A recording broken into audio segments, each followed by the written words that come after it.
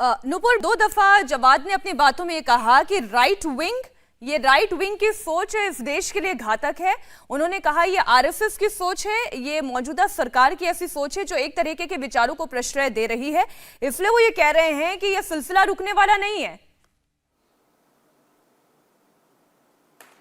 आपको नमस्कार, सभी दर्शकों को और सभी पैनलिस्ट को। एक तो राइट विंग का दावा देते हैं, उसके बारे में कुछ जानते भी नहीं। इन्होंने ये भी कहा था कि राइट विंग के लोगों के हिसाब से भारत केवल एक ज़मीन का टुकड़ा है। इनको शायद पता नहीं है, माँ भारती है, हमारी माँ है, हमारी ये ज़मीन का टुकड़ा जिसको आप बता रहे हैं ना, जिसको आप राइट विंग कहते हैं, हम लोगों के लिए ये जीता जागता हमारी संस्कृति और आस्था का प्रतीक है। तो जिस बारे में आप जानते नहीं, उस बारे में टिप्पणी ना कीजिए।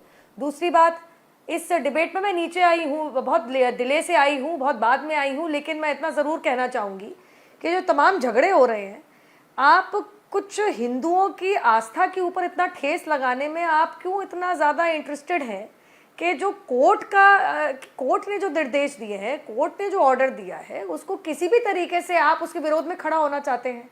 अभी इन्होंने कहा कि देश जो है आस्था से नहीं चलता। ठीक है, आपकी बात मान ली, तो शाहबानो का जो निर्णय था वो तो सर्वोच्च न्यायालय ने दिया था, उसको आस्था के पटल पर रख के उसको वापस क्यों लेना पड़ा? राजीव गांधी ने ऐसा कानून क्यों पारित किया कि सर्वोच्च न्यायालय की नहीं सुनी? अब शेर और बानो पे आ जाते हैं करीबन 30 साल बाद। अब शेर और बानो का मामला भी सर्वोच्च न्यायालय में सुना गया था।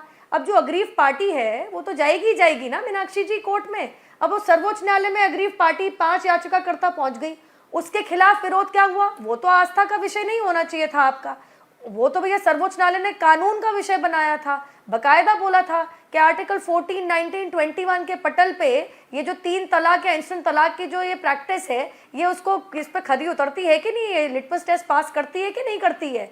उस पे आपके धर्म के ठेकेदार, आपके आस्था के ठेकेदार आ गए थे क्या कहने के लिए कि भैया बीवियों को तुम जानवरों की तरह इंस्टेंट 3 तलाक देने की आप जो परमिशन है वापस मत लीजिए। इस कानून, इस प्रथा को आपने रोका तो शौहर अपनी बीवी को जीते जी जिंदा जला देंगे, और आप यहाँ पे आके लंबे लंबे फट्टे मार रहे हैं। देखिए, आज मैं इतना पूछना चाहती हूँ, ऐसा कौन सा कानून है जिस पे ठेस पहुंच रही है? इससे पहले मीनाक्षी जी ये बात कहें कि प्लेसेस ऑफ वर्शिप एक्ट 1991 के खिलाफ और विरोध जाके निचले कोर्ट ने निर्णय लिया है, तो मैं आपको जरा कानून सिखाना चाहूंगी।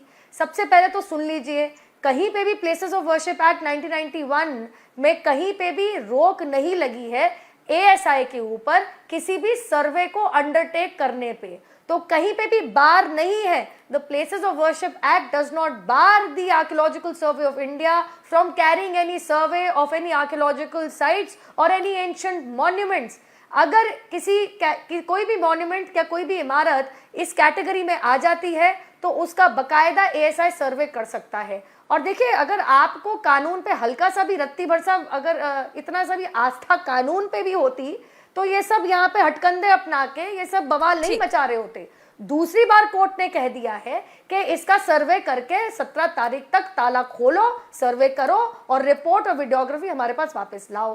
अब जो इसका विरोध कर रहे हैं उनकी आस्था शरिया में है, देश के संविधान में नहीं है। इंडिया टीवी हर वक्त हर जगह डाउनलोड करने के लिए सर्च करें India TV news Google play store या ऐप स्टोर पर।